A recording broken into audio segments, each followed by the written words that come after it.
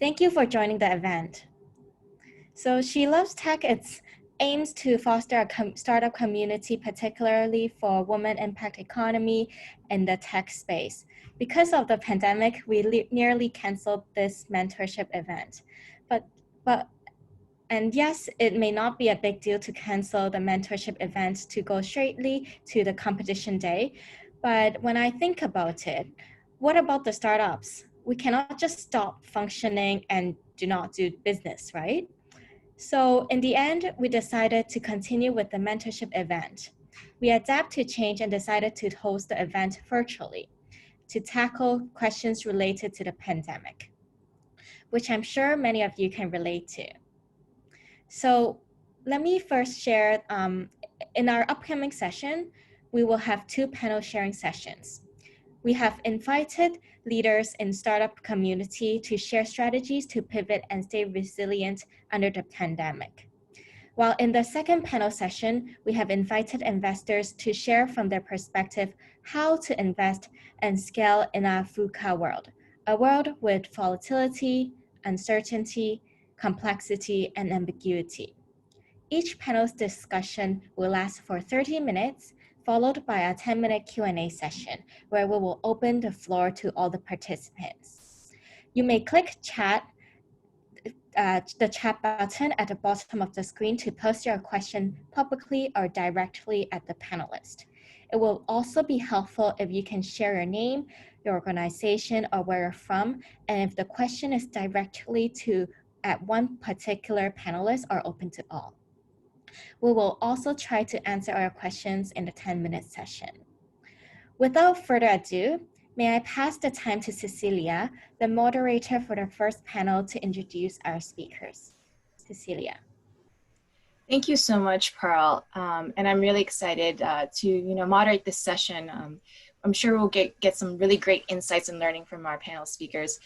With that, let me introduce the speakers for our panel, Startups, Strategy, Pivot, and Resilience Under a Global Pandemic.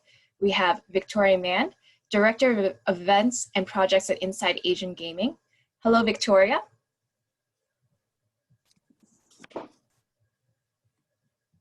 Next, we have Renee Ye, co-founder of Alfred Systems Inc. and Catzel. Hello, Renee. Hi, good morning, everyone. Good morning. Next, Jessica Lam, Chief Strategy Officer of WeLab. Hello, Jessica. Hey there, morning, guys. And lastly, Beverly Chan, CFO of Asia Yo. Hello, Beverly. Hello, everyone. So thank you so much to each of you for giving up some of your time on this Saturday morning to speak with us. And let's get started on this panel. So my first question is, this pandemic has been going on for basically 9 months now. I'm really curious about how your startup has been affected. Can you share what pivoting you've had to do this year? Also, what do you think needs to be done to address the difficulties that you're seeing? Jessica, maybe I can ask you to kick off the response.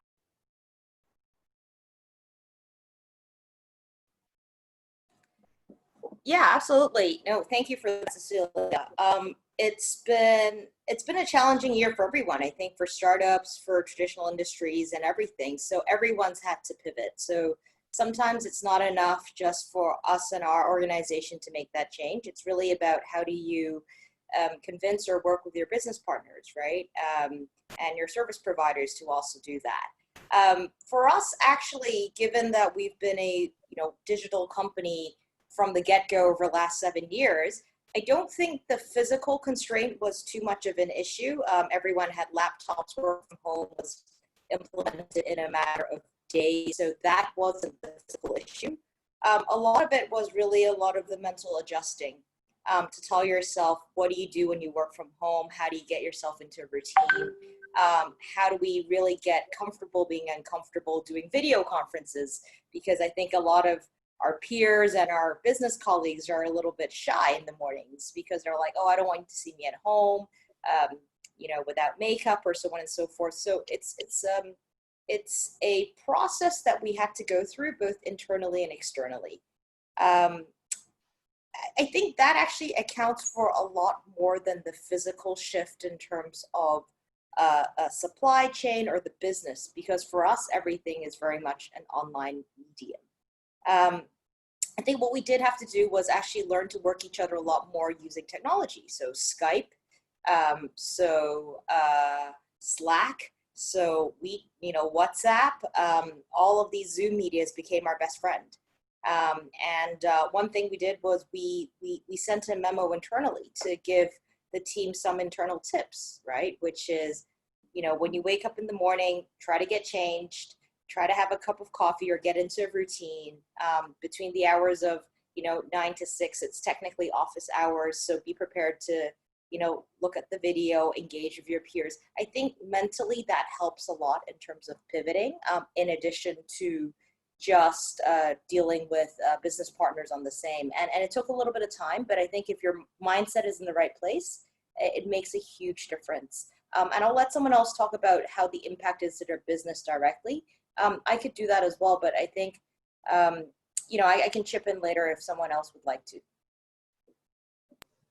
Yeah, great. Thank you so much. And I have to say, I completely agree with your point about mentality. So I've had to work from home also, and just adjusting to that, new environment and then a new routine. So completely agree with you. Maybe next, Beverly, could you also share? Sure. Probably not everyone knows about HIO. HIO is online travel agency. So 60% of our business is for Taiwan traveler to book rooms in Korea and Japan. And 40% is Taiwan domestic travel. So apparently the travel sector was impacted terribly and miserably during the pandemic. Our business, all travel activities stops, and the business almost go to zero in March and April.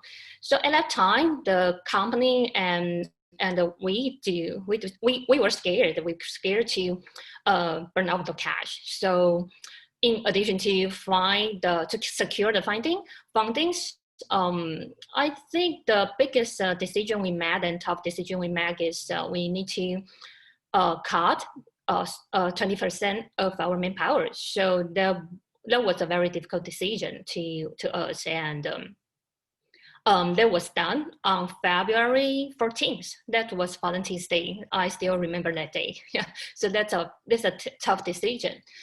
And the second action that HIO take is after mid-April, we saw the strong rebound on domestic travel business in Taiwan due to better COVID-19 control. So at that time, we didn't hire externally, but we shift all our manpower in Korea and the Japan team to support our Taiwan business. Because at that time, we think it's important how to scale up quickly under the limited resources. So the biggest lesson for the startup like us, I think it's important to move resources internally. And it's also downsizing to us is tough, but at the same time, we found that how to scale up under limited resources is also a very big issue for HIO to address during this period. Thanks, Beverly. And I think I was reading, it was a Taiwanese airline. They actually, they had a flight that went to nowhere, right? That was one way, I guess, they brought business in. I thought that was very creative, very interesting, something I would have never thought about. But, as you say in the travel industry, how you pivot, right? Really interesting. Thank you. Maybe next, I would love to hear from you, Renee. Hi, good morning. I have multiple roles, and my roles are impacted by COVID-19 in different ways. So I'd like to share with you what's going on here. First of all, I like to echo. I agree that mental adjusting is really important. I have a translation agency, and actually for translators and interpreters, we're very comfortable with working remotely before COVID-19, but I have to say that working remotely is different from working from home. Working remotely means that in the past, we were very comfortable working at hotel rooms or hotel bars or different offices or working with our clients in their office buildings. And working from home means that everything is a little bit messier and your child can come in any minute and you get distractions all the time. So I think that mentality change is very important. And my translation agency has been very severely impacted by COVID-19. In February and March, we had no income at all. And my partners, I have worked with team building companies or PR companies or event marketing companies or campaign organizing companies. And likewise, they had no income for about 4 months at all due to the COVID-19 regulations and policies, and all assemblies had to be canceled. My other role is the managing director of Girls in Tech Taiwan. Girls in Tech is a global nonprofit committed to empowering women and encouraging women to work in the tech industry or to use tech to start their startups. And the Taiwan chapter is very active. At the beginning of the year, we were planning for our charity campaign. It's called Hacking for Humanity. It's a hackathon, and it was scheduled in March. So we in Taiwan learned about COVID-19 very early before everyone did in the United States. So I remember telling my colleagues in San Francisco that, oh, there's a epidemic breaking out in Asia, and we're making all of our precautions, and we want to make sure everyone is safe for coming to our hackathon. And then they were like, oh, okay, yeah, something's going on in Asia and it's none of our business. And then 2 months later, just about 1 week before we were going to kick off our hackathon, we received a letter from the headquarters saying that due to this global pandemic, we're going to work with the World Health Organization and follow all of its guidelines. So all of the offline events have to be canceled. And we were like so frustrated because in Taiwan, we prepare for this for a very long time. And as you may know, Taiwan has a better pandemic control than other areas. So we thought that we were ready for this because we chose a outdoor venue for our event. And then we make sure that we could organize this event with all of the me preventive measures ready. For example, we will take everyone's temperature and then we will have their contact information documented for the sake of contact tracing, etc. So we were really frustrated when this was canceled in March.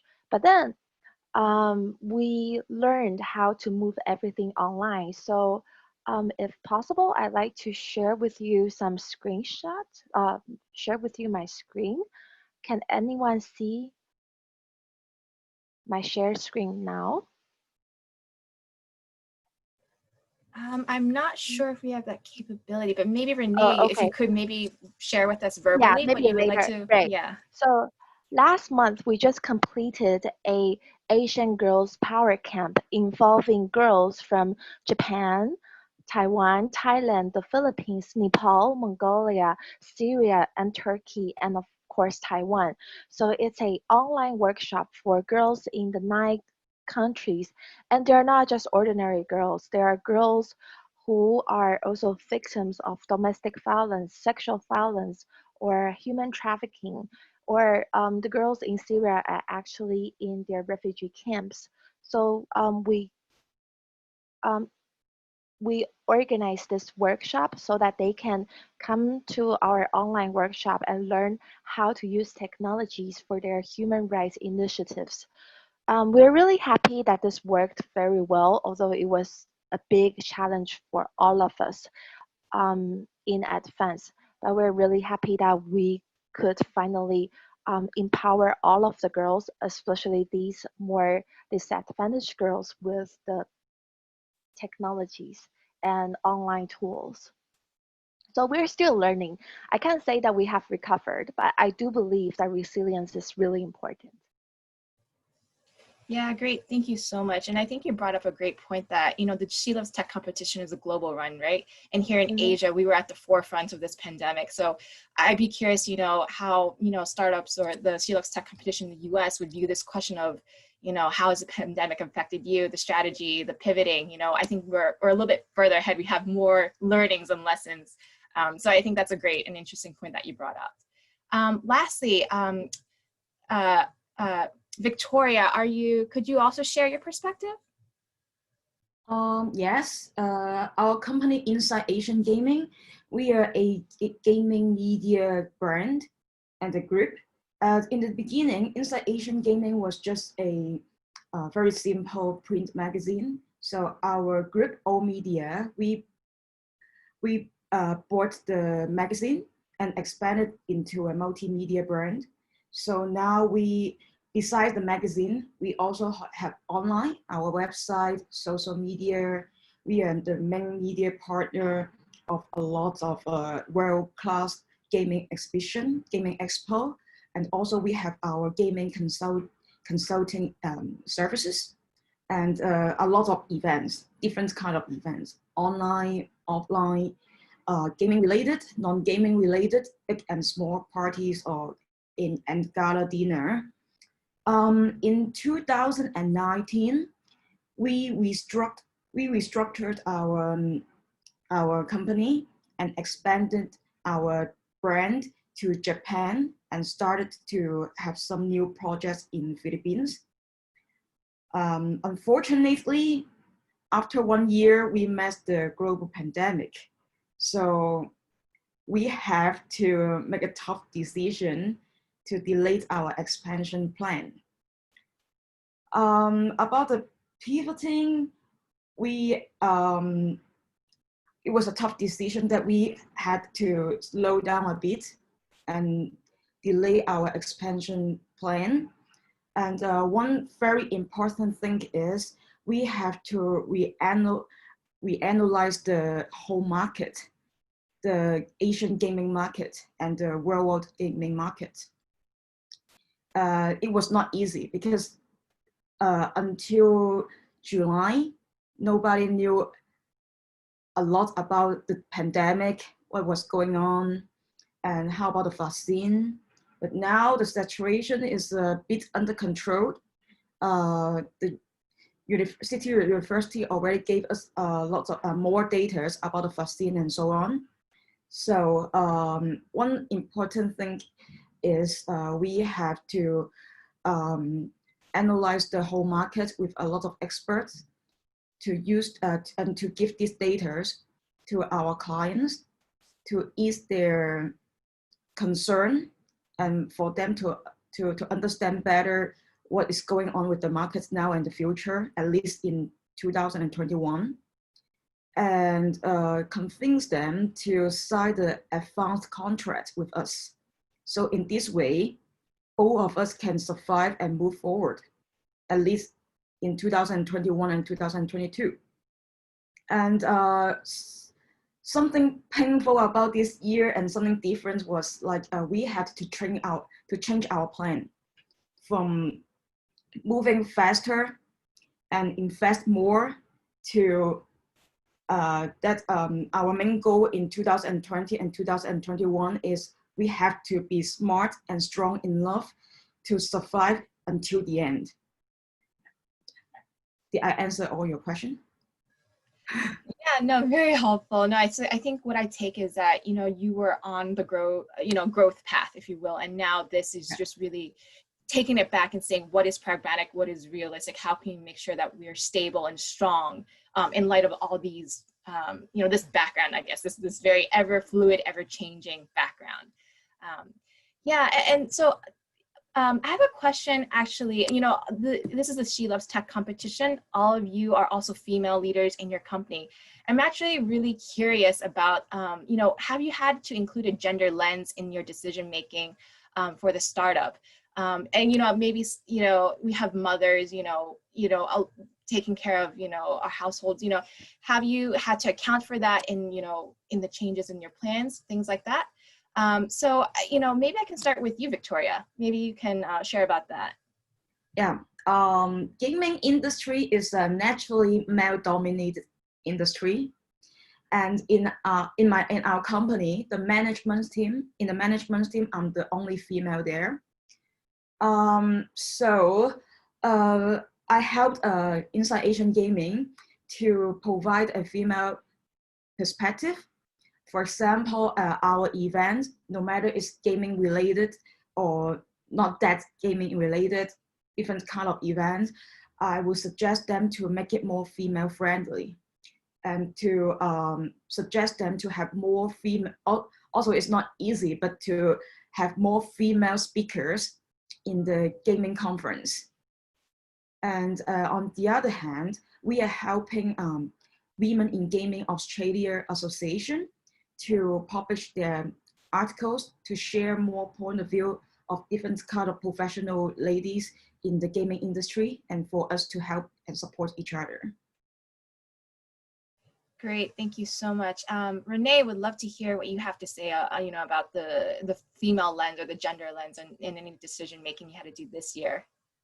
And I know I'm cognizant you're a mother as well, right? So Right. Must be equally, challenging, or even more so.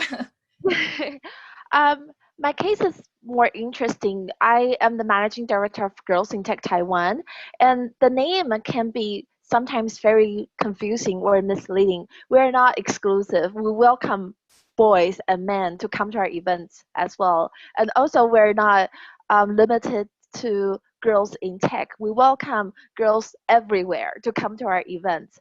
So sometimes when we have events information released, people would ask, oh, but I am in accounting or I am in HR. Can I go to your event? And I have to say, oh, we welcome everyone. So our events or our activities are naturally girls related or girls prawn, and we sometimes have over 99% of the participants being female, and most of our speakers are women. But this year it's more interesting that we have a lot of transgender speakers with us at our events. So in the last event I just talked about, Asian Girls Power Camp, we have a transgender speaker, a transgender panelist, and a transgender judge at our events. So there's something more interesting about our diversity and inclusion. And about moms, I really want to encourage more moms to come to our events or talks. And we do this by hiring professional babysitters. So we collaborate, and we were sponsored by a babysitter human resource agency. They provided us with time-shared babysitters, so we can encourage moms to bring their kids to our events, and then moms can go to the events. They can go to the presentations while their kids are taken care of by professionals. So these are something that we tried, we experimented this year. Great. What about Beverly? Curious to see, any female lens that you had to apply in any strategy or, pivoting that you had to do, Yeah, sure. Yeah, I'm also a kid. I'm also a mom of 2 kids. Maybe everyone can tell that because they are from my background. They are choice of my kids. You don't look like a mom to me. Yeah. The female are very important to HIO because 65% of our booking are from female customers. So that means female are the key decision maker for the travel plan. At least that's to HIO's case. Last year, the example is last year we decided to one of our company goal is to differentiate ourselves from other global OTA. So we launched a project called Special Accommodation.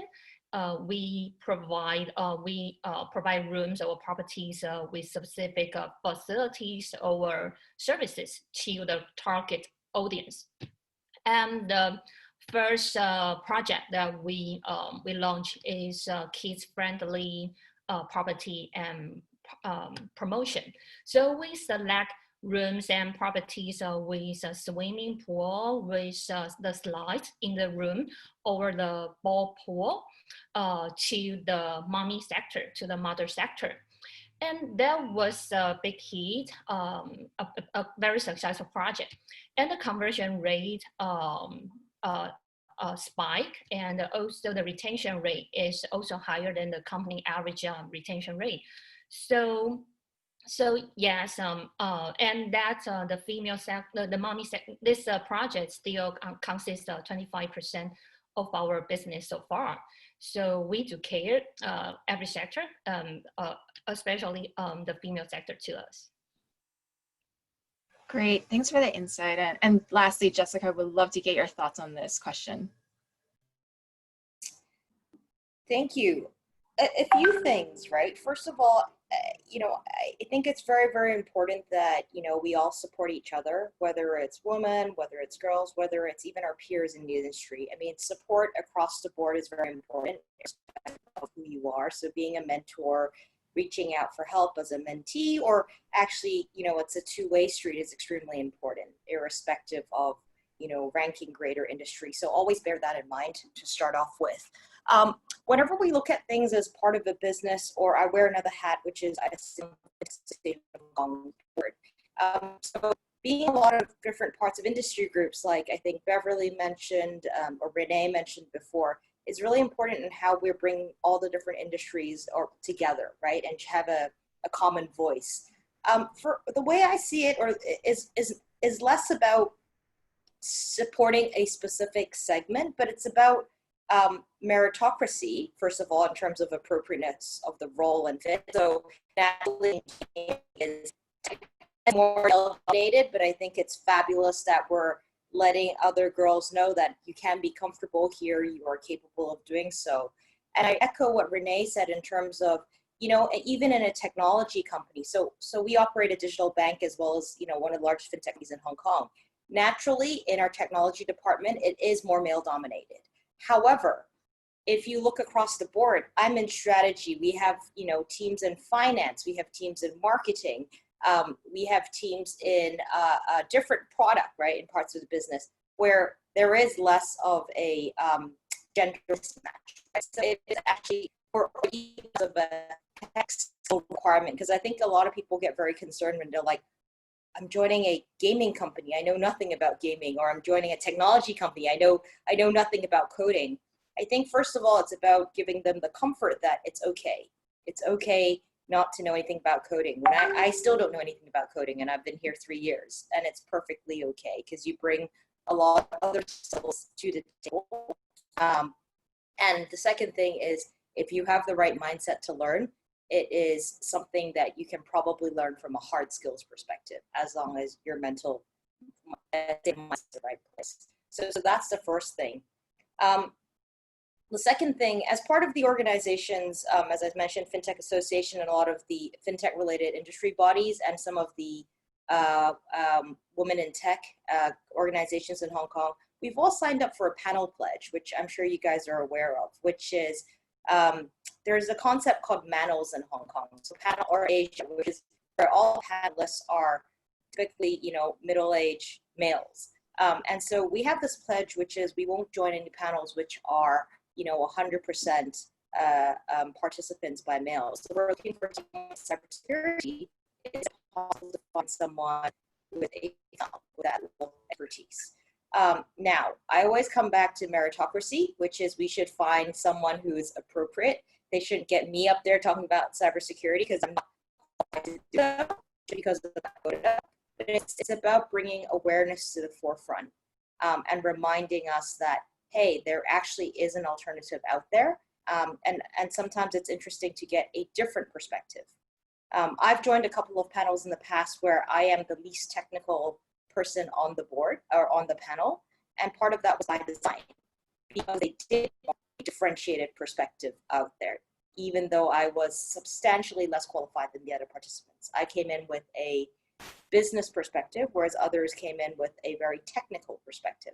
So I think that just opens our mindset up to say that it is okay sometimes, and actually the impact is that it may even be better than what you anticipated in the first place. So I think from my perspective, the most important thing is awareness, thinking about this and being conscious and not having an unconscious bias before we start embarking into these topics there. And it won't happen overnight, but every reminder that we give each other will be that extra little boost as we keep doing these things.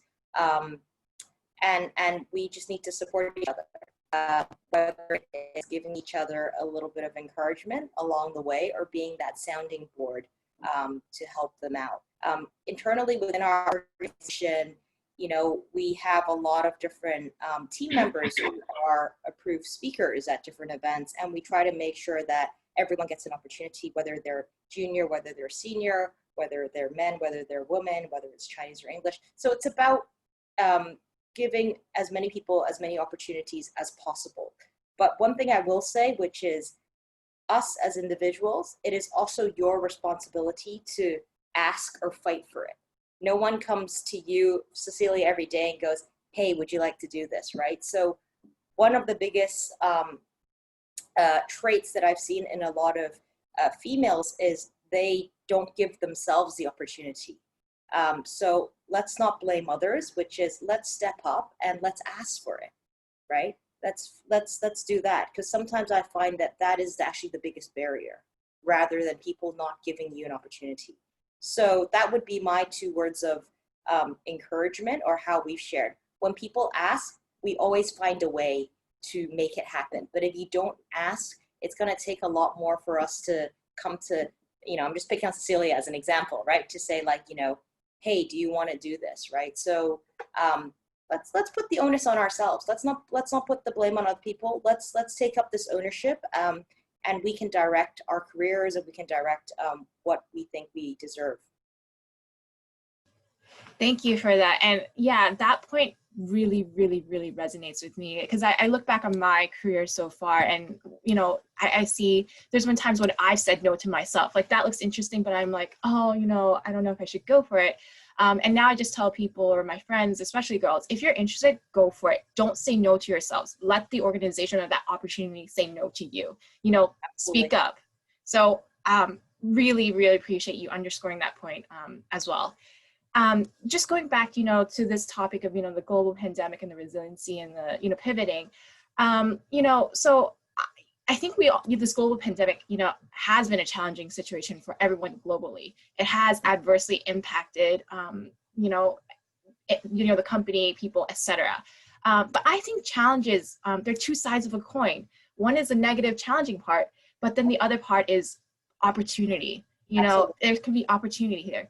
So I want to ask each one of you, what opportunity do you see from this pandemic in relation to your startup, or in relation to, I guess, you know, female, you know, entrepreneurship, or, you know, female entrepreneurship? And maybe I can start back with you, Jessica, again. Sure, absolutely, I agree with you. In challenging situations, there's always an opportunity. One that's very direct and related to our business is, so one thing I did mention before is we do operate one of the first virtual banks in Hong Kong. So we love Bag, check out that logo there. So you can open a bank account online in less than 5 minutes from your mobile phone, right? Something that's very, very new. And I think the concept is so new that some people are probably a little bit more skeptical about it. But what we've seen since we launched in the last 2 months is, because we are all stuck at home, right? Because everything is digital, the receptivity to digitalization actually has increased substantially. So we were open for 10 days and we already had 10,000 applications, which is an astronomical number. So, you know, I think it goes to show that, you know, sometimes it's unfortunate that this is the way it is. And part of it was just because it's just so convenient to be able to use the virtual debit card to go shopping online, to do all your different, you know, financial services. And it's also beautiful and it's fun. I think part of it is a mentality shift, but so it is actually a very positive thing that came out of the pandemic, because everyone was stuck at home. And so they're more willing to try, you know, different types of digital opportunities. I'm sure it's probably the same in gaming or some other industries, e-commerce, etc. So that is a good thing that came out of it. Having said that, I think it's actually forced us to accept that virtual panels are the normal thing to do. I'm sure you guys mentioned when you were trying to organize this event, we kept on trying to push back. You know, it's like, oh, let's wait a month, let's wait 2 months, so maybe this can happen and we can do a big scale thing. But then you just learn to pivot and say, hey, that is not going to happen. So virtual panels will become the new normal. I have done a number of speaking events this year, and then all of them virtual panels. Initially, I was like, oh, I'm not really keen on the engagement here. And now it's great because I think we've worked out what the right mode is to do this. So there is actually a lot of opportunities, and I see a lot of businesses deciding that, hey, this is the new way forward, and I think conferences could be done virtually. And the benefit from virtual panels and conferences is you can actually engage participants from all over the world. So you're no longer limited to, you know, participants in Hong Kong. It could be regional, it could be global. That's actually opened a lot of doors to a lot of participants in Europe who've reached out and connected. So we definitely see this as being very, very positive, and more people knowing about our business, our brand, and just, you know, making connections to us. Yeah, I think very valid points. As you say, virtual, you can go global now. It's not just limited to here in Hong Kong where I'm based, you know, or this region right here. Very, very valid. Beverly, I would love to hear your thoughts. Yeah, sure. I think because all consumer behavior changes due to the pandemic, including the travel behavior. So I think the startups are better and should take advantage of its data analytics ability to find what are the changes are and to identify the potential business opportunity. I think the second advantage that startup have is we are nimble. So we are more flexible to adjust our strategy and also our organization to adapt to the pandemic and to capture the potential business opportunity. So in this pandemic, we see Asia is actually gaining market share. So like the section visiting Asia site for the first time surpassed our larger competitors in Taiwan. So we do, as Cecilia mentioned, I do see that a crisis or challenge has two sides. Great, thank you so much. Love to hear from Renee next. Oh, thank you. So I do agree with you that there are opportunities embedded in this challenge. And from what I see, I love your competition name, She Loves Tech. And for me, the reason why I love tech and why I founded two tech companies is because I want to solve problems, especially big problems. And the first thing the first step we have to take when we're solving a problem is to really understand what the problem is and what people are thinking about the problem. So I would say that empathy is a great ability.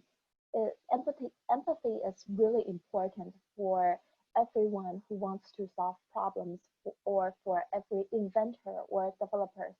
And by having a lot of virtual meetings or virtual panels, I think it's easier for people to be in other people's shoes. Take our Asian girls Tarakan, for example. When the Nepali girls were making their presentations, we heard rooster calls really, really loud. The roosters are not in the backyard, they're just in their living room. And then all of the Taiwanese girls in Taiwan were so surprised because they didn't have that experience.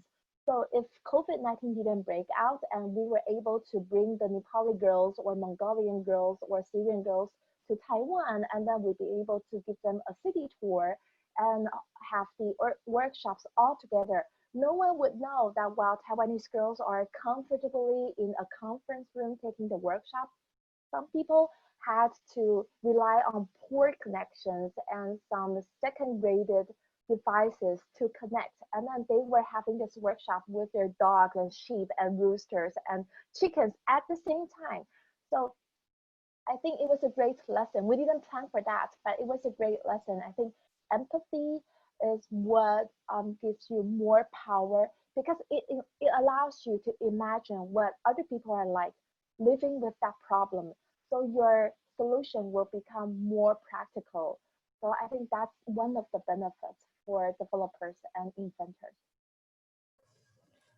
Thanks, Renee. And yeah, I think for me, I've been on many Zoom calls as well with colleagues, etc. And you know, I'm sure we've all had funny stories where the children came in or the pets came in, but it helps. To your point about empathy, I feel like I get to know my colleagues better, you know, just not as my colleague, but oh, I see that they're a pet owner. I know more about their personality. I get to know them better. So I understand, you know, your point about empathy or getting to know, you know, whoever it is on that meeting better. Lastly, love to hear from you, Victoria. I would say that it's an opportunity or a trend. Personally, I think of before the pandemic and after the pandemic, the markets have changed a lot.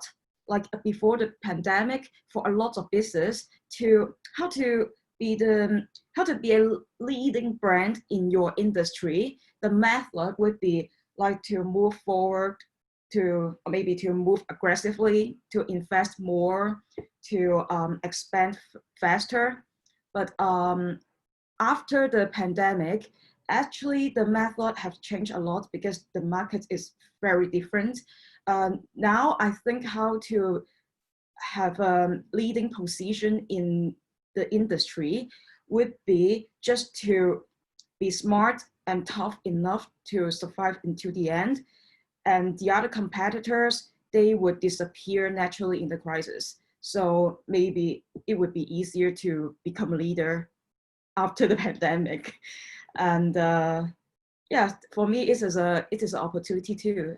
If you are smart enough to see through the market, what have changed, and are you smart enough and have enough experts to work with you to analyze the coming future of the market, this could be advantage.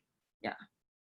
Yeah, so what I'm hearing is that, you know, this is a great testing ground for your abilities as a business, you know, sharpening your skills, you know, yeah, it really, I think a very interesting and very valid point. So I know that we are, you know, moving along in this panel session. I would love to give the audience a chance to ask their questions. So as a reminder, if you would like to ask a question, please put it in the chat box. If you please share with us if you like to direct it to one speaker or if it's to all the panelists. So with that, let me see. I see a question from Jane to Beverly, and the question is this. How do you think about the future of the traveling industry? How do you plan to work, I guess, under these COVID situations? I think about according to our experience in Taiwan so far, the travel won't gone, the sector won't die, but the format will change. And I think how the industry will evolve really depends on every country's situation, every country's COVID-19's control. For example, in Korea and in Japan now, because they have a lockdown, so what the people there is the popular is a staycation. So they work in more comfortable place to work for a long time. But in Taiwan, we don't really enter into the lockdown. So so we see the very strong rebound on the domestic travel since May. And that's because of people, they cannot go abroad now, so they spend most of their budget on domestic travel. So that is people spend on more expensive properties and stay in villa type or entire house type to keep the social distancing, and that's one of the opportunity we grabbed during the pandemic. And I think also the behavior change, people go to non-urban area, and like I mentioned, that more isolated type of type of travel more popular here. Great. Thanks so much, Beverly. Are there any other questions from the audience? I would love to make sure I give everyone a chance to speak to our great speakers today.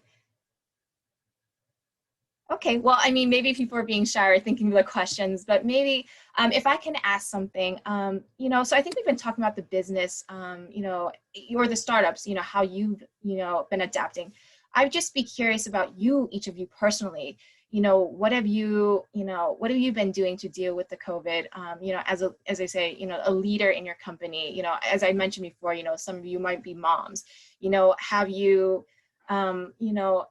is this, are you? I guess, I assume that you also have females in the workplace, as I was saying. Have you, with schools being closed, have you given additional time to your female colleagues to say, we understand there's more flexibility to, work from home or something like that? Really curious about each and every one of you. Maybe I can start with Renee this time.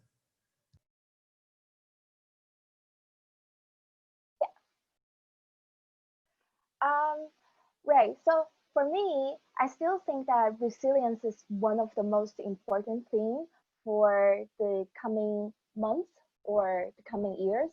I agree with Jessica. We're going to embrace a new normal. We're not going back to what we used to have anymore. And so I think that it's really important for us to adjust ourselves, the new normal. And then also, I think it's important to adjust ourselves to so much uncertainty.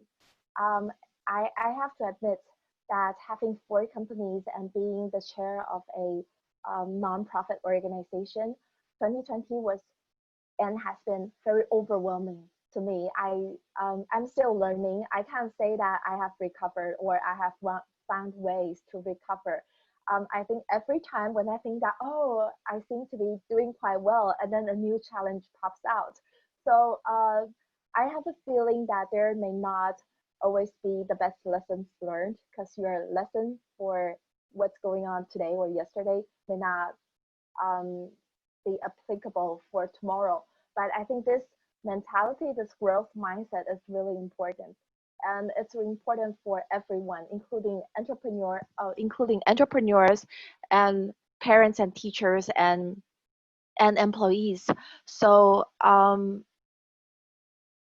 what I've learned most from this crisis is that if you have resilience, then there's nothing that you have to worry about.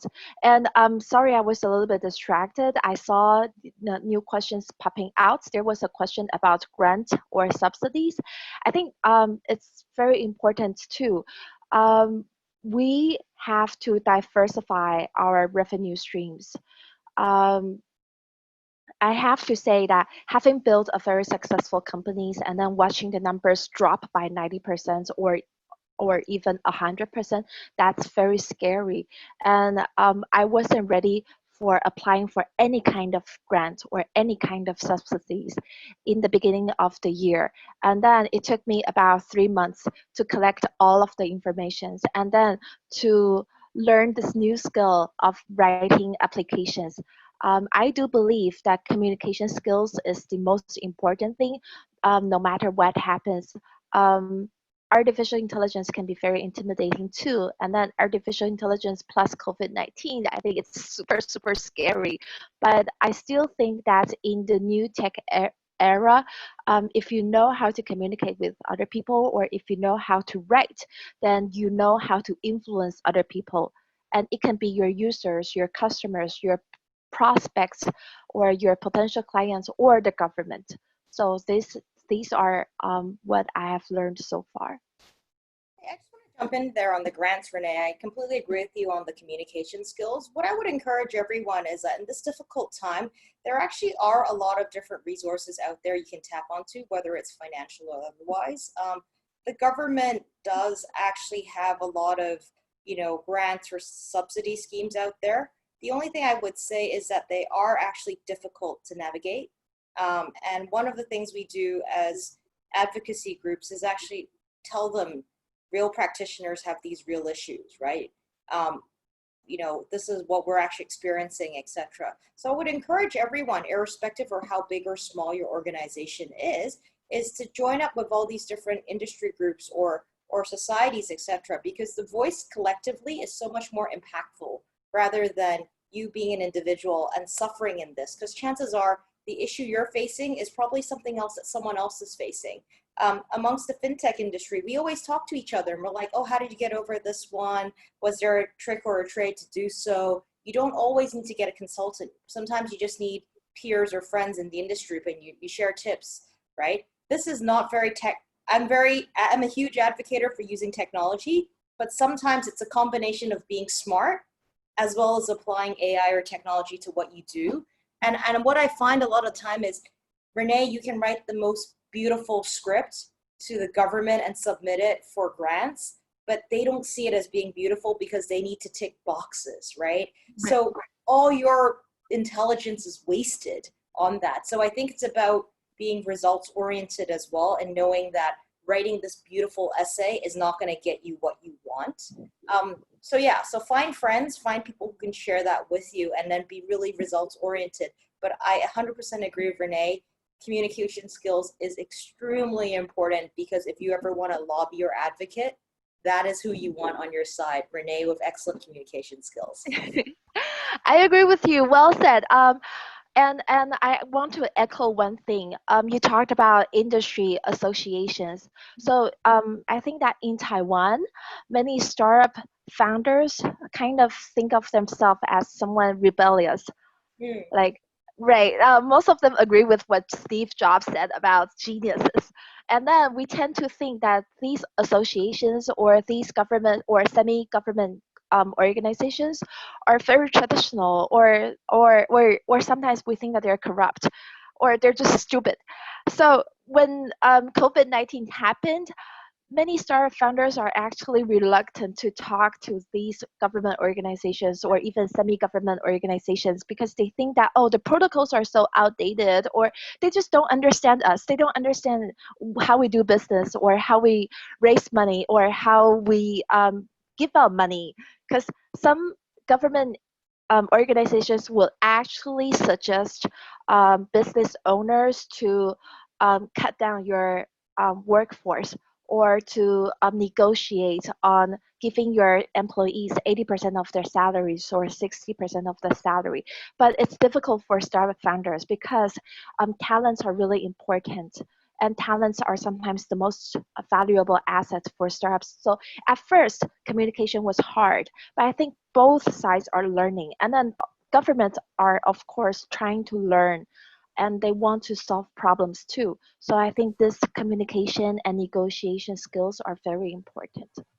Great, thank you. I am conscious of time, so but I did see a lot of head nodding from Beverly. So maybe I can give a minute to Beverly or for you to jump in with your thoughts. Sure, because I saw lots of questions talking about the fundings, but I think we have the second panel as we will have suggestion from the VC and investors. So I won't touch too much about that, but I think at this timing, cross-border funding are becoming more difficult. So and at this timing, I do think the government grants are more sufficient. So this is a very important source that I think all female startup or all entrepreneurs to think about what kind of government grants or subsidy that you can apply for. Thank you. Great, thanks a lot. So once again, we are running towards the end of our session. So if I could perhaps end this on a positive note, given this global pandemic has not been such a great thing for all of us. Can I ask each one of you to share a message of resilience, or what would you like to share to these startup, to the audience? Maybe start with Victoria this time. I think to be smart and strong enough to survive until the end, and until one day you're still breathing, everything is fine. That's it. Very short and sweet and to the point. Yeah, I like it. Beverly, what about you? I think to all the female to the all the star entrepreneur attending this event, I think I really think you are great and very brave to think about this journey. So be strong, as Victoria mentioned, and be optimistic. There is always way to work together with the team to figure out. Thank you. And what about Renee? What do you have to say? Okay. I don't want to sound cliche, but if there's anything I can offer to the audience, that's everything's gonna be okay in the end. If it's not okay, it's not the end. I'm not saying this to comfort you, but I'm just saying that if you remember this, then you will constantly remind yourself to be spontaneous, to be strategically spontaneous, and I think that's how we can survive. Great, thank you. And lastly, would love to hear your thoughts, Jessica. There's two things, right? You're entrepreneurs, you're here because you have a dream, there's something you want, right? Or there's something that you think that can happen. So naturally you're ready, you have that entrepreneurial spirit. And hopefully you don't give up easily. And so you're persistent on that. But the last thing I would say is a quote that I love from Wayne Gretzky, who is one of the best ice hockey players ever to have lived. And his quote is, "You miss 100% of the shots that you don't take." So give it a go. What's the worst that can happen? You ask for something, you get rejected, right? It happens. You just need to recalibrate in terms of what is normal and what's not normal. The biggest thing is don't live in regret and saying, oh, why didn't I try that idea? Why didn't I reach out to this person? So I would encourage everyone to do that. You know, you want to try a new job, you want to try something new, go for it, give it a go. And if it doesn't work out, there's always an option B or something else to do. And from that experience, you'll actually get a lot of takeaways from it, whether it's something that you're good at or you're not good at. So yeah, give it a shot. You're always going to get a good experience from it.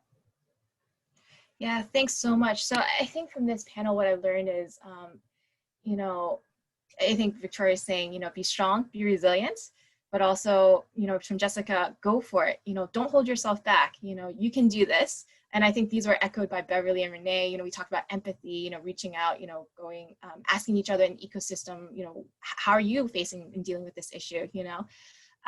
So yeah, I think a really, really positive way to end this panel session. So I really thank each one of you for your time. Once again, it's a Saturday morning. You can be doing other things. So I really appreciate you joining us for this.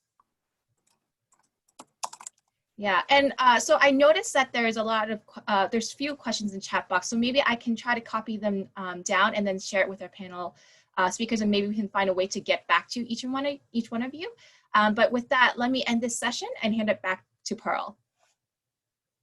Thank you so much, Jessica, Victoria, Beverly, and Renee, and of course, Cecilia for moderating the panel speaker session. I think, yeah, same with me, a lot of the encouragement from the panel speakers, and particularly on, you know, give it a try. I remember reading a statistic that usually when statistics between men versus women, when men are 50% confirmed of their answer, they would already try to make a step to pursue their dreams or pursue what they want. Whereas for women, we won't try until we're 90%, 100% sure. So it's just another way to think about it, that, you know what, just give it a try. A lot of people out there might not be that sure and they would already be trying. And in a way, we will be of a disadvantage if we don't. So let's keep up with trying different things, and let's all be better at to strive better even during the pandemic. Okay, so in our second session, we will have Stephanie, who will be moderating on the second panel speaker event on how to invest and scale in a VUCA world, a world with volatility, uncertainty, complexity, and ambiguity. So, we will proceed with the second session, but before that, let's have a photo with all of our panel speakers. Do you mind turning on your camera so that we can have a photo together? For both the panel speaker one and, yeah. for all the speakers from panel speaker 1. Renee and Beverly as well.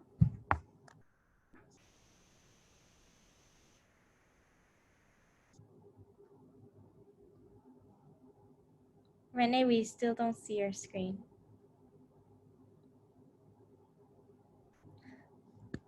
Okay, we can still take a photo now. I actually did take some screenshots when you guys were sharing. So, okay, perfect.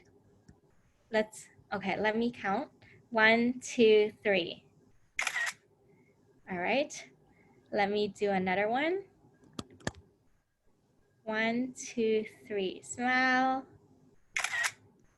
Perfect. All right.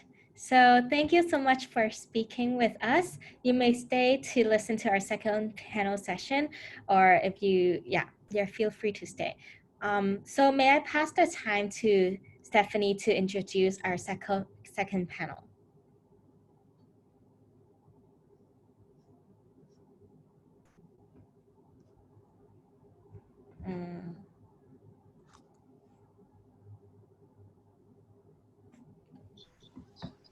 Hi everyone.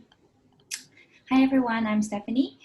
So I'm the regional lead for She Loves Tech, Hong Kong, Taiwan, and Macau together with Pro. It's my 4th year running She Loves Tech, and over the years we have witnessed how the startup scenes in Hong Kong continue to evolve.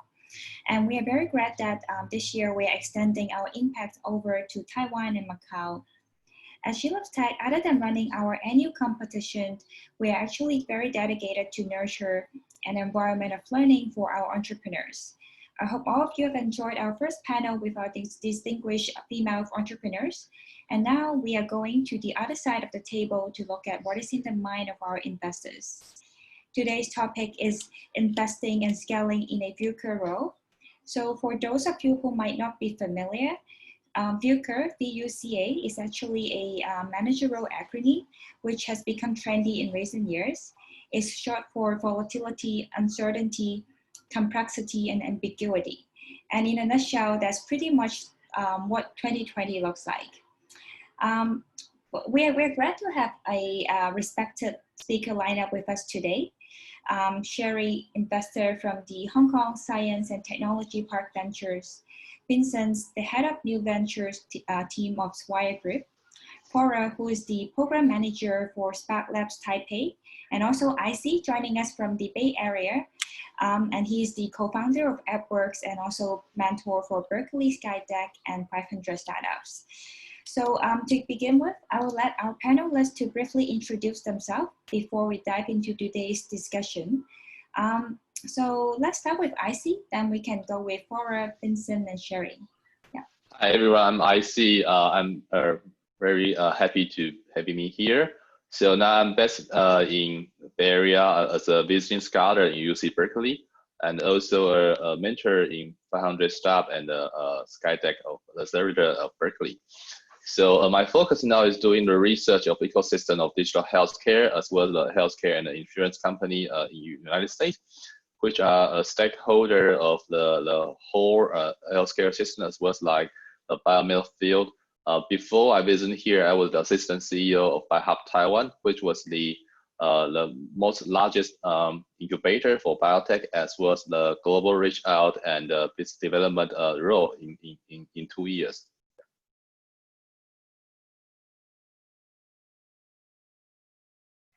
Great, thank you, IC. Next week, perhaps we can have Flora, Vincent, and Sherry to share with us your background as well. Hi everyone, glad to be here. I'm Flora. I'm from Spark Labs Taipei. I am the program manager here at Spark Labs Taipei. At Spark Labs, we invest in early stage startups. We run accelerator in Taipei twice, 2 batches a year. Every batch we will invest in 6 to 8 companies, team startups which are ready to go global. So probably everyone can see my my background. So we have 2 demo days a year. We are a very fundraising and mentorship driven accelerator, aiming to help our startups, our portfolios to raise the national funding. So glad to meet everyone. So I hope we'll have a very, very insightful panel today. Thank you. Great. Vincent, could you also share your background with us? Yeah. Hi everyone, I'm Vincent. I lead the new ventures team at Swire Properties. I recently joined. I come from a venture capital and a startup background. Very excited to be sharing with you here today. What our team does is we accelerate the adoption of technology within Swire Properties. So if anyone has anything related to properties or whether it's retail, offices or hotels, feel free to reach out. But we also run the corporate venture capital fund that I established a few months ago. So we operate about 50 million US fund to look at startups across the sectors. Excited to be here. Thanks, Vincent. This is Sherry Ngai from HKSTP Ventures, the corporate venture capital arm of Hong Kong Science and Technology Park, where you sit in my background. So HKSTP is the largest R&D hub here in Hong Kong, where we're currently incubating and hosting a total of 800 plus technology startups or companies. At our fund, we take a founder-centric approach and a value creation driven approach because we really emphasize on supporting the growth of our portfolio companies with our unique networking resources. So I will keep it short and stop it here. Thanks for having me today. Great. Thank you so much for letting us know more about you. That's very helpful indeed. So I guess without further ado, I'll just start our panel discussion today. So to begin with, I just wonder if the global pandemic outbreak has changed your views in terms of ventures investing. And if it does, could you please share with us in what ways and to what extent does it change it? So Sherry, may I ask you to respond first, then we can go with Vincent, Flora, and IC. Yeah. Sure, thanks, Stephanie. Indeed, in short, neither our investment thesis or investment rhythm has changed. But I believe exceptional times actually can bring exceptional opportunities for both the founders and investors. So as a VC, we are trying to identify those opportunities and those founders. I would say we are still seeing a lot of great entrepreneurs and we're willing to take risk and put more money into these great people. But of course, there are practical problems, right? Such as the limitation to travel and to do on-site DD. And sometimes perhaps ourselves and our co-investors, you know, we always co-invest with co-investors. They may wish to keep track of the company for a bit longer to see how founders cope with the down cycles, cope with the crisis. So in summary, I think I anticipated that the time to close an investment may be a bit longer than before, but nevertheless, we still invest very proactively. Great, thank you so much.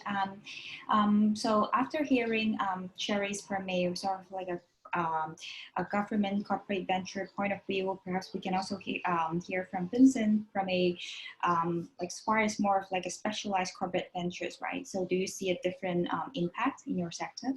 Yeah, absolutely. I really agree with everything that Sherry has said. I think you know, it's harder to do due diligence, especially when it comes to we're in a very small place in Hong Kong, and I think maybe same with Taiwan, right, where you're looking for investors across the world to come and invest in your company, but it's a lot harder as an entrepreneur to meet these people, and you probably don't want to be the CEO who claims that they can go to do a 28-day quarantine trip, right, just to meet with an investor. So, you know, that makes due diligence really, really difficult.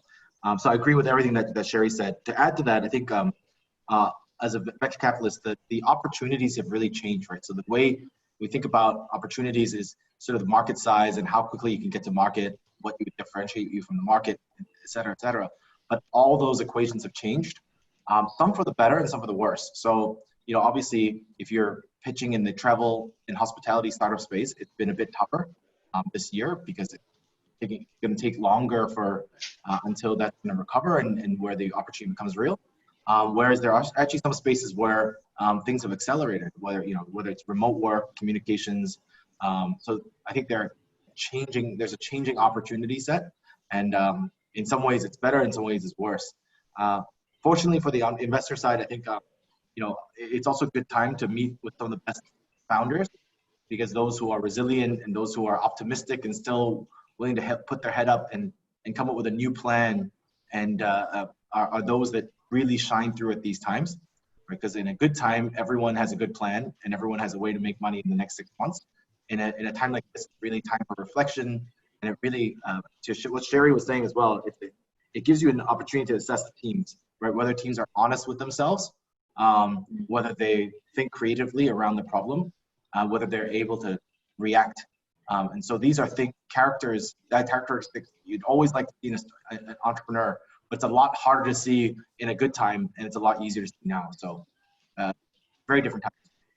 Great, thank you so much for sharing. And I especially like how you describe in a good time, everyone has a good plan, but in the COVID times, then it's really the time to test the entrepreneur's resilience.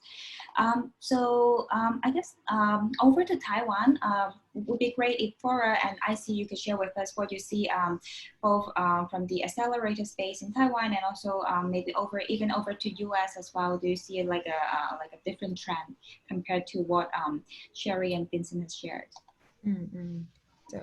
So I think I would start first. Yeah. Yeah, I actually kind of agree what Vincent just mentioned, that yes, a lot of the process start getting longer. It's more difficult to do the DD, especially it's really difficult if you want to raise money from overseas investors to have a face-to-face meeting. It's really difficult. However, I think at Spark Labs, our investment thesis is that we believe in data. So we invest in a lot of the data-driven companies from AI, cybersecurity, e-commerce to MarTech. As long as the business core is data-related, we will come all kinds of the startups. So what we value most is the company's positioning. What's the problem they're solving? Is it the real problems? It's really painful, and what's the solution you're bringing to the market? So I think the core is still, we come back to the core is what's the problem statement and the solutions. And I think once you got the startup, the founder got the right problems and the right solutions, and they define very clear about the market, and I think that is still the same thesis that we're looking into when we are doing the investments. So I think back to these questions, yes, the time is very difficult. However, we still identify some of very, very great talented startups that they're tackling the right pinpoint, the real problems, and have the very key solutions. And we believe those companies, they still have the great chance to thrive and nail the market. Right. Yeah, I agree that having a data mindset, and especially keeping track of how they are performing across the different like threshold, or having a very rigid scoring definitely would help. So how about I see like in the Bay Area, and especially in biotech, are you guys actually benefiting from the COVID, or is it actually different?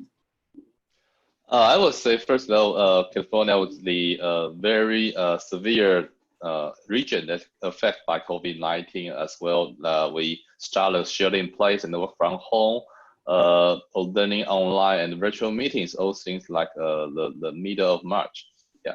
So there's no traveling, there's no international meetings in person, and it's quite different for fundraising activities as well as like all accelerators become online this year. All the global accelerators, no matter 500, YC, even airports, all become online, which has a huge different change.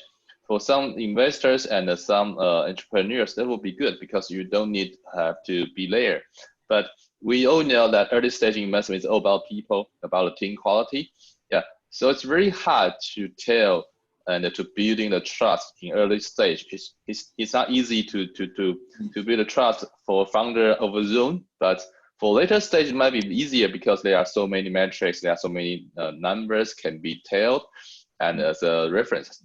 So I will say also, just like you mentioned, that in different area of industry, they will affect different aspects, like in healthcare, and I will mention later. there are so many change and opportunity this year for the past COVID-19 era. Yeah. Yeah. So yeah, I guess that naturally lead us to the second question, as you mentioned about the changes happening in the healthcare industry, which is in the context of today, like with COVID, with a lot of the geopolitical risks, what are the respective risks and opportunities you see in your respective investment fields?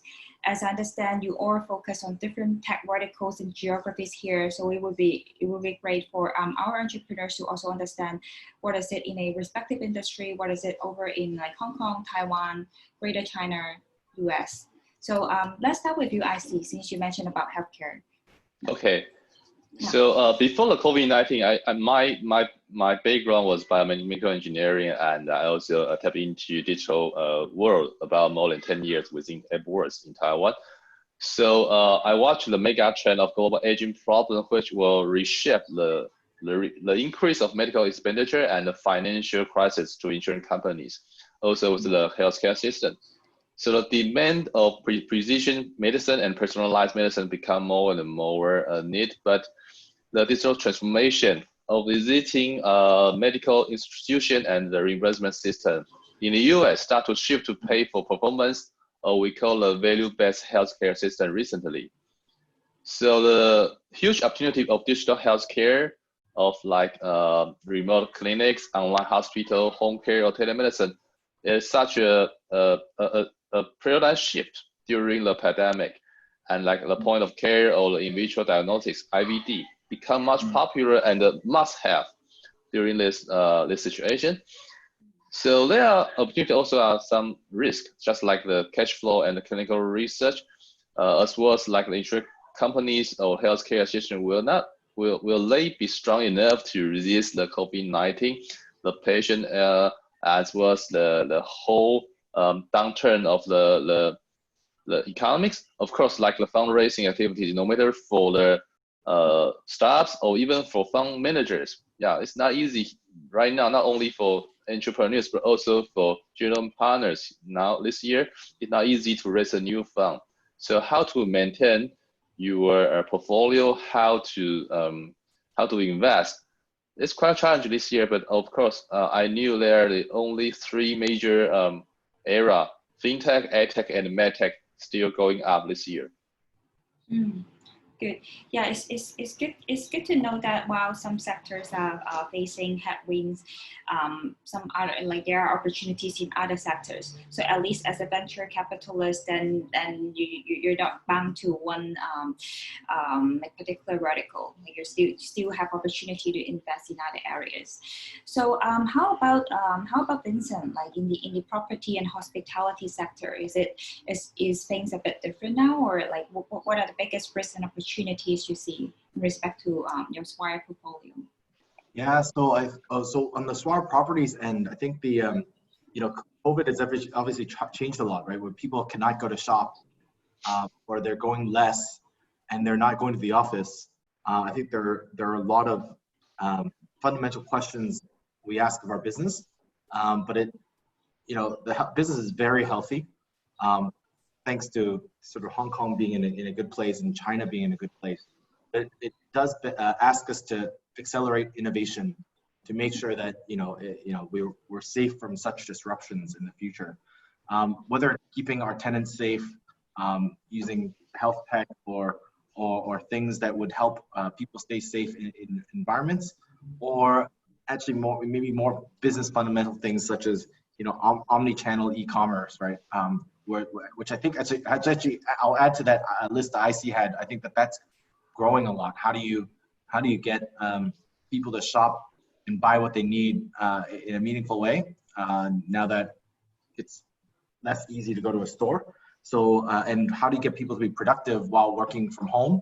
And how do you make the office even more productive when you're there? So I think that themes that we've looked at have not changed; they've just accelerated. I think we'll talk about disruptions to the physical space for a while, and COVID has shown what the disruption might look like. On the other end, obviously on the hotel hospitality, and I was listening on the earlier panel. Travel and hospitality industry is definitely taking a hit. And I don't think there's much that people can do at the current moment, except to hope that the crisis gets over and to be creative around sort of staycation. But not that many technologies in that space, right? So I think in that space, we're slowing down, I would say, what we're looking at. But it also sort of at this time, you can also find interesting opportunities of startups that you think would be very interesting for the long run in light of the circumstances that are there. So there are a lot of good founders, good companies that we still look at, even though the sector has slowed down. Right.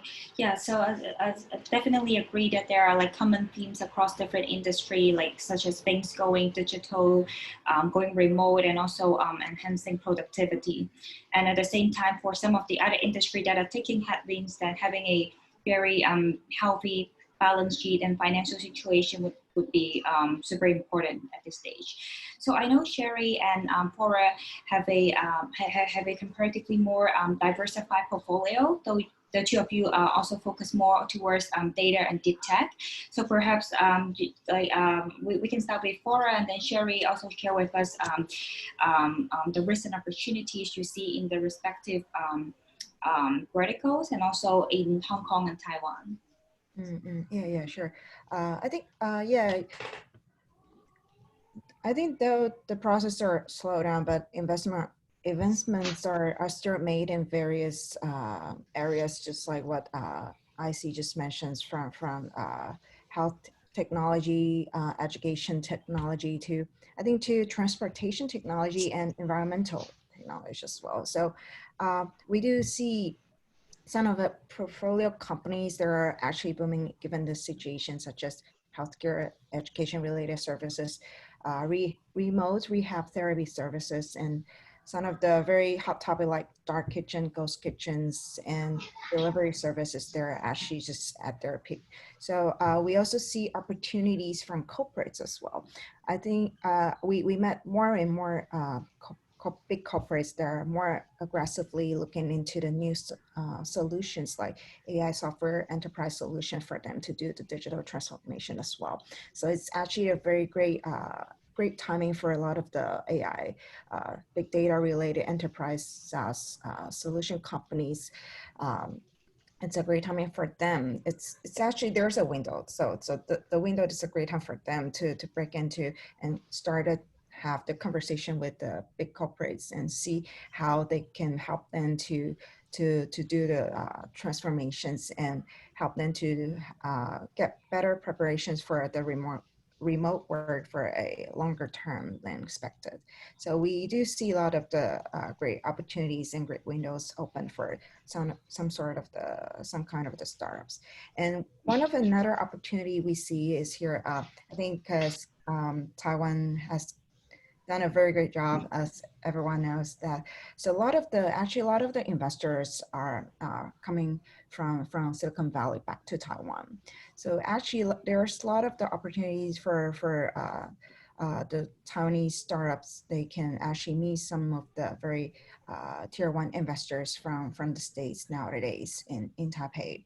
So I think it's also a very great chance once they're ready, they're actually in their fundraising mode, they got their data room ready. It's actually a very great timing for them to start the conversation with the overseas investor as well. So they can get a better, more comprehensive view from their very global standards, and they can compete with the very, compete at the very global stage as well. So I think this is a very good chance and good timing for the startups in Taiwan and in Asia. Right. That's definitely a very good update for those who would like to start business in Taiwan, or like potentially returning back to Taiwan. And I also strongly agree that during this transformation phase from COVID to post-COVID, there are actually a lot of opportunities for startups that are employing AI and also big data technology to extend the impact across different verticals. Over to you, Sherry. Tell us more, share with us something about like fintech. I know like your portfolio would also include biotech and other sort of deep tech. So would be interesting to also hear your views on that. Great. Thanks, Stephanie. You're totally right. In terms of investment theme, We have a large number of health tech, AI, fintech, green tech startups in our portfolio, but also some in semiconductor, textile, and platform businesses. So overall, we're quite industry agnostic. I think the reason is that, as mentioned, we support early stage founders because we think that our network and our in-house domain expertise can grow. So a data support, we have around 20 PhDs, or 20-ish PhDs in-house, full-time, across the areas of life science, AI, robotics, fintech, semiconductor, and etc. Also, a number of advisors and domain experts in each of those small areas. So we're very grateful that, with these PhDs, domain experts, networks, resources, a lot of our portfolio companies are getting the right help, even during the pandemic time. In terms of the risk, one thing that I've learned during the past 6 months of pandemic, I think some of the investors, including myself, has been expecting cheaper valuations and looking for distressed opportunities in the market, but then found that given the strong support from government or quasi-government organizations, it's not likely to happen. There are actually still money chasing the good founders, good startups. The valuation is still high for those good companies. In terms of opportunities, there are certain fundamental changes in consumer behavior and business operations post-pandemic, which a lot of people in a lot of panels have talked about it already. So I just give it short. For example, just to mention fintech, like contactless transaction, work from home policies. For fintech, for illustration, we see more interest in the enterprise solutions in fintech, not only for banks and insurers, but also in the financial function of like prop tech, like property industry. Vincent will probably know RegTech and other verticals. These are also the areas where geography doesn't pose a limitation to the scaling up of businesses. So to summarize, I think companies in most of our portfolio, we're all like early stage VCs, are still maturing, but we see a path to very strong returns as portfolio companies continue to grow. Right. Yeah, it's good to also hear your insights regarding VC's expectation in terms of valuation and what is actually happening in the market. Fortunate to the entrepreneurs, I guess, at least they're still having strong government support. But at the same time, I guess VC investor would definitely expect them to deliver value that are up to the standard of the valuations. So I guess so all of us here are actually talking about very early stage companies. So other than the market opportunity, other than business model, the quality of the entrepreneur is actually very important as well. So and especially in a world where we are right now full of volatility and instability. So I would like to understand what attributes of an entrepreneur would you value most when you're evaluating an investment opportunity. So that could be something quantitative, such as the person's track record and domain expertise, or something qualitative, such as personality and mindset. So let's start with Flora, because I guess you would also have a lot of opportunities to interact with very early stage companies while you're running the demo day and accelerators. Then we can go with IC, Vincent and Sherry. Yeah, I think I guess IC and Vincent will share more quantitative attributes. So I think I'll say something about more qualitative one.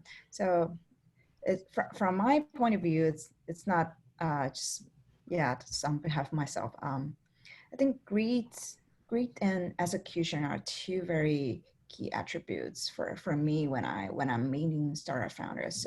So greed, it's actually how should I say? It's a combination of passion and perseverance. It's a very, very powerful motivation for founders to achieve their long-term goals and their vision.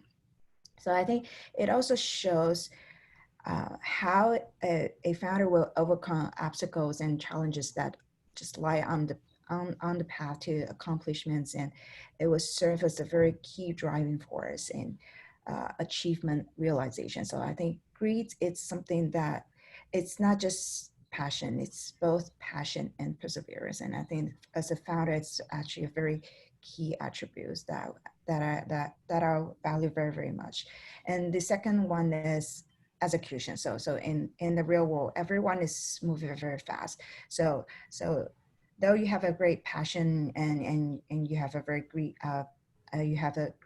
personality, but it's also means a lot about the execution, how focused you are, how focused the team is, and how fast the whole team can run.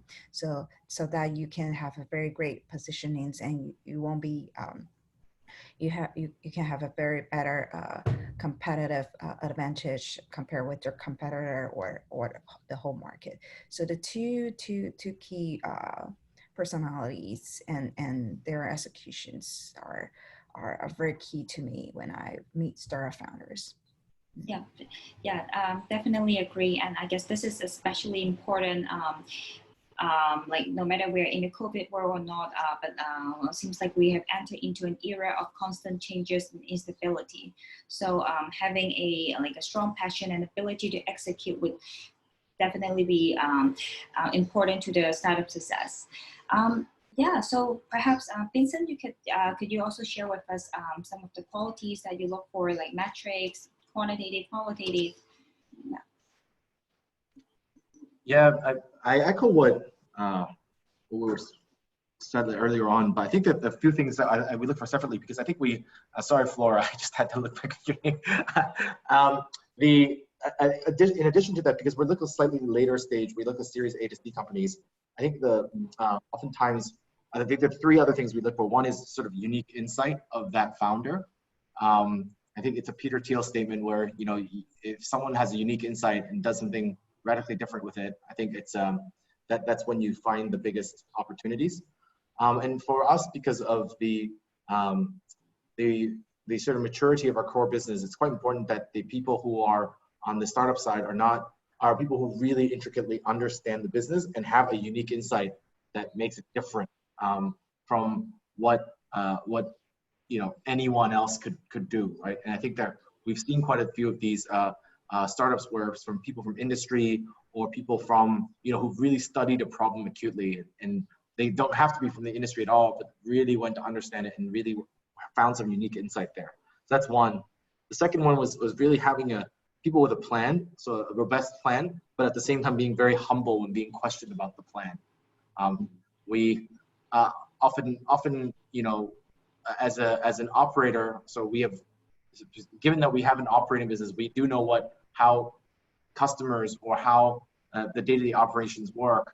And when founders come to us and they have a plan of cracking how we work, that's great. But it's also great if they also know, you know, have the humility to understand that that's really not exactly how the process as they understand it works. So having the unique insight, but also having a plan and being humble about it. And the last thing is just having a close understanding of their business, including an honest assessment of the competition, which allows them to figure out how to win.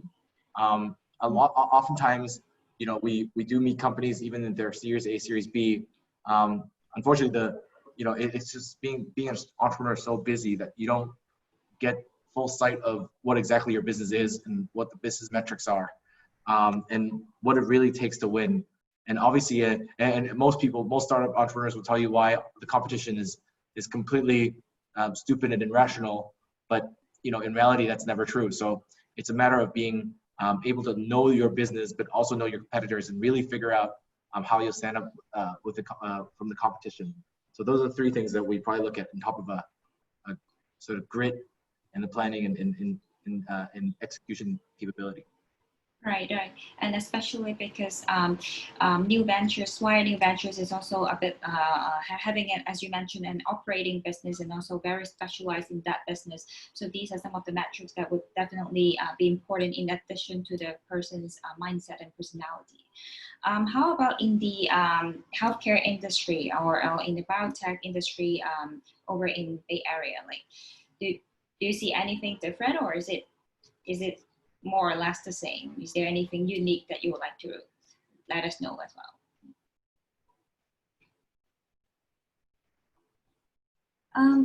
Sorry. Okay. I see. Yeah. Yeah. Okay. Yeah. Thank you. So most of all, in Bay Area, I think the startup ecosystem as well as like the entrepreneurship is more, open and flexibility with, it's like a trial business model with limited resource for entrepreneurs to have. Usually, investor will try to find your unfair advantage and to see your commitment as with the execution capability, which is like your leadership, management, and the communication skill. So during this pandemic period, I think, of course, the personality and the mindset are quite important, no matter it's a pandemic or not. But how to show and how to lead a team, manage a cloud-based startup, or try to communicate with your investor, potential investor, with such a uncomfortable situation and such a defocused and distracted environment, that'd be also very challenging.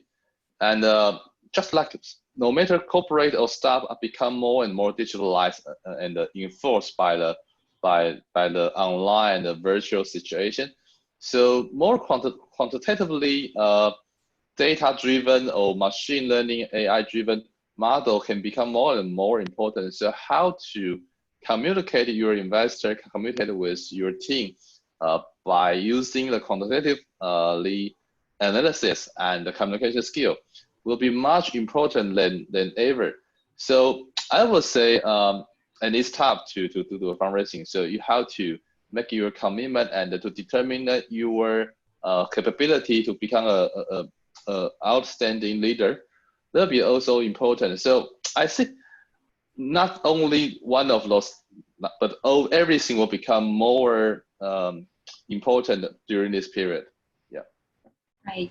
Yeah, and I also definitely agree and echo with you that leadership ability and also the ability to make the right judgment for during the times of ambiguity is especially important, and that's something that cannot be fully quantified or fully automated at this phase. Over to you, Sherry. You like, I guess, with SciencePark, as well as your previous experience as an entrepreneur and also with the specialized fintech VCs, are there any particular qualities that you tend to look for from an entrepreneur? Sure, thank you. Indeed, I think Vincent, Flora, and I have already mentioned all the great points. And I would also love to just pick up from what the panel one have mentioned. I really like what they've talked about: resilience and how to deal with rejection, be brave, the ability to recover quickly from difficulties, and also to prepare your mental state. And be optimistic with rejection. Even during the good times, a lot of VCs and VCs will reject you a lot, but this is normal. So even in the bad times, they will reject you more often, but this is also normal. So just be brave and take the rejection optimistically, because sometimes it's not about they don't like you, it's not about the investors don't like you, but that they just want to, give you some feedback, or the timing is not right. They want you to have one or these two little improvement and then come back again. They really love to keep the discussions warm with you and keep track of your company. So don't be afraid of rejection, and be always optimistic, and keep the dialogue and communication warm with your existing and potential investors. So time is running out. I will just keep it short, but I would also love to highlight one more point, just for the sake of this panel, is to have, I really like to focus on the point that it's important to have an inclusive founding team. We want to support more women to be entrepreneurs, and I think that this is an important factor in team formation. For us, we are very grateful because we have 1/3 of women co-founded portfolio companies. But if you look at a broader startup ecosystem, female founders raise very, very little compared to the overall total venture capital funding invested. So I think as a VC, there's a duty for us.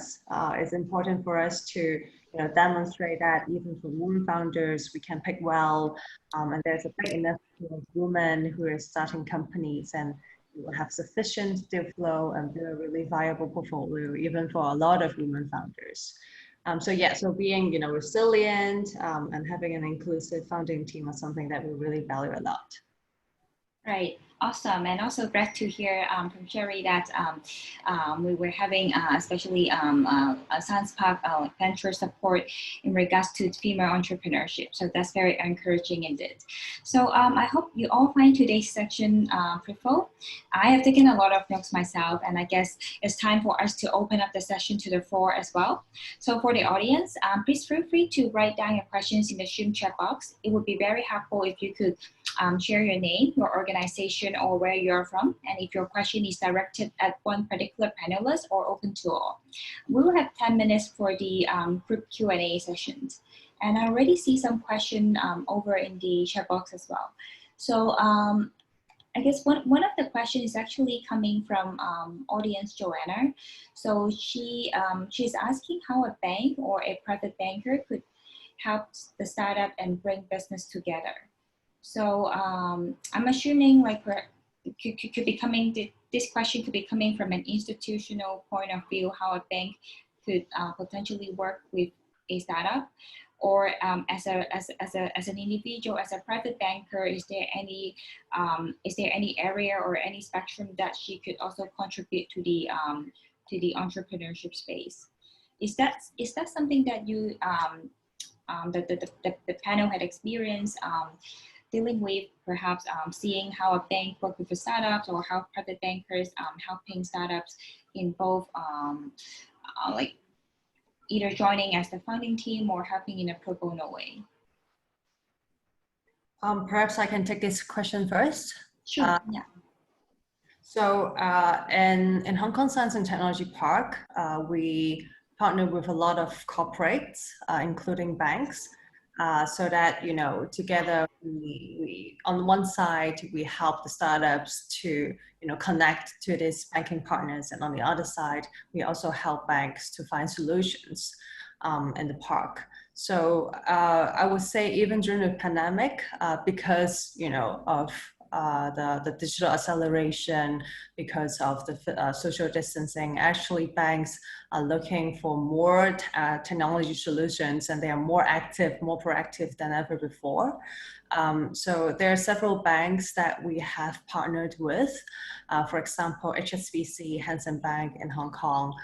We recently launched a program called API Eco Booster, something like that, with the banks. And we collaboratively picked 30 technology solutions that will work with HSBC to co-develop open API solutions. So I would say the banks are getting more proactive, and they would really love to learn about the solutions that you can provide. So opportunities are there, I would say. Right. Yeah. And anyone has anything to add in particular to this question? Yeah. I'll take a crack at this. I think I think the question also relates to private banking. There I guess there are two ways, right? Oftentimes, private bankers do work with startups to bring deals to companies, and maybe more rare these days, but there's a lot of financial intermediaries in the startup ecosystem. And then the second way is oftentimes private banks give access to a lot of sort of investors, especially in the seed stage, right? If on the private banking side, I think there are a lot of people who are interested in diversifying their investments and looking at startups. So I'd say in the first instance, when private bankers give us or financial intermediaries give us deals in general, we as a venture capitalist, I think maybe you can speak for most people, it's not the most attractive proposition, because you probably want the startup to be the one coming to you and not through intermediaries. And I think that's it shows organizational discipline or lack thereof if a startup entrepreneur is unable to ping you on LinkedIn and find what you're looking for, and requires the help of a financial intermediary. So I think that for venture capitalists, I think that's a tougher side. But on the other side, on the second side, where private bankers could be good access to seed investors. I think there are a lot of investors who, having seen the tech rally in the last 10 years, are very interested in diversifying their portfolio and helping helping. And so where the private bank has come in place is really getting in touch with some of the good startups and giving access to capital, because early stage capital, especially in Asia, is probably where it's most struggling, right? Where there's no one putting in the first few checks, and if you're a strong banker with the ability to assess the deal and to share the good ones with private individuals who are willing to take $50,000, $100,000 to invest in something, that could be quite a powerful addition to the ecosystem. Right. Thank you so much, Vincent. I'm just looking over to the audience questions, and that's one of the questions actually asking about the panel's views on climate change and investment opportunities. And the audience could be possibly coming from the Bay Area, because he or she especially take reference to what's happening in the Bay Area right now with the wildfire. So feel free to share, like, if any of you has any particular view towards like green finance, climate change, green tech opportunities. Yeah. I will take this too. So I think the climate change, of course, is a reason of the wildfire, or even the smog, or even like the investment opportunity of this area. It's not only this time. It has been happened for a period, but I would say there are many people to discuss. Can we resolve this problem with high tech? Of course, there are so many solutions with tech can solve the somehow it's the situation, but how to find the root? Yeah, maybe the root is not about the technology, but also about the politics and the media, and how will people treat the environment. So of course, there will be the investment opportunities, not only about green tech, not only about how to resolve the air quality or the wildfire itself, but also about how we make decisions by crowd, by the political environment we used to be. Yeah. So climate change is a major factor to many things, but there are also many other things can affect the decision make of the system itself, and to how it influences everybody and every family. Right. So it's definitely not just climate change alone, but it's a very complicated system that links to other technologies and policies. So in this one too, I think as the buildings operator, we contribute. Where people contribute a lot to energy is in buildings, and I think there's actually a lot being done on the buildings end. Last 10 years, we've reduced our energy output by 30% thanks to technologies. Whether it's AI on energy management systems, or being able to automatically turn off people's air cons, or to manage when the cooler plant is being used, or to optimize energy output there. So there's a lot being done on that, on waste management, in terms of making sure that the waste is going to the right place, therefore not impacting climate change. But there's also a new emerging opportunity to work a lot with tenants, between landlords and tenants, and individuals to actually manage energy waste a lot better than ever. So there's a lot of efforts in this space. It's a bit fragmented at the moment, but there's a bit of hope because mobile technologies does enable us to engage with people in a very different way, and IoT allows us to track and to share the consequences of not collaborating, right? So whether it's indoor air quality monitors, or sensing what trash people are throwing out and how much they're throwing out, and just delivering that real time back to people really is starting to make an impact. But I guess it counts on everyone to be part of that ecosystem. Right. I will add something like us right now, we're using the online system. It's also somehow environmental friendly for not to produce more carbon to not being travel. So maybe there are so many things will change forever. Yeah. Right. Thank you so much. And I guess in the interest of time, and to wrap the panel in a positive note, so I would like to share one of the audience questions that they would like to know. Have you seen any startups that have been dealing with the pandemic crisis well. This is sort of like a good example of dealing with the crisis. So maybe just a short and sweet example, or like you can just let us know which startups are doing well, so that we can sort of look it up after. Yeah. I think I will take this one first, just to share some of the companies that I've been meeting and their updates. I think I saw a lot of the questions are asking how startups can do the fundraising during this situation, this period. And I think instead of talking about fundraising, some of the teams, they're actually doing a great job that they're focused on their business first, instead of having and keep and monitoring their cash runway every day. And it's actually the very great first step. So one of our portfolio companies, they're doing online tele rehab therapy business. So originally they're doing the business with B2B to hospitals. So they work with hospitals. And during this pandemic period, they started working with some other online learning sectors to they